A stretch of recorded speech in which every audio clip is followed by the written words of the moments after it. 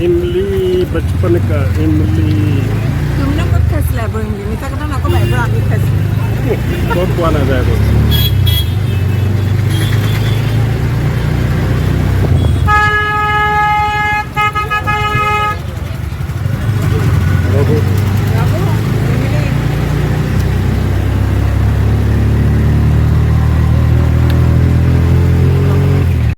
বহুত বছৰ আগতে আমি সৰুতে স্কুলত খোৱা তেতেলী আজি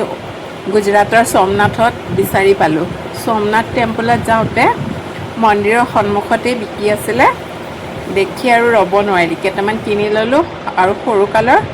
মেমৰি ৰিকল কৰিবলৈ ষ্টাৰ্ট কৰি দিলোঁ আজিকালি ল'ৰা ছোৱালী এইবোৰ অৱশ্যে ভাল নাপায়